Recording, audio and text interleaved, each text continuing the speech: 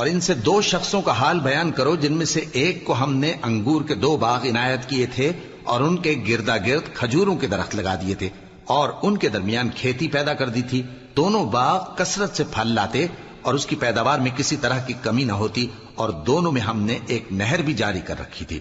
اور اس طرح اس شخص کو ان کی پیداوار ملتی رہتی تھی. تو ایک دن جبکہ وہ اپنے دوست سے باتیں کر رہا تھا کہنے لگا کہ میں تم سے مال و دولت میں بھی زیادہ ہوں اور جتھے اور جماعت کے لحاظ سے بھی زیادہ عزت والا ہوں، اور ایسی شیخیوں سے اپنے حق میں ظلم کرتا ہوا اپنے باغ میں داخل ہوا. کہنے لگا کہ میں نہیں خیال کرتا کہ یہ باغ کبھی تباہ ہو اور نہ خیال کرتا ہوں کہ قیامت برپا ہو، اور اگر میں اپنے پروردگار کی طرف لوٹایا بھی جاؤں تو وہاں ضرور اس سے اچھی جگہ پاؤں گا. تو اس کا دوست جو اس سے گفتگو کر رہا تھا کہنے لگا کہ کیا تم اس ذات سے کفر کرتے ہو جس نے تم کو مٹی سے پیدا کیا پھر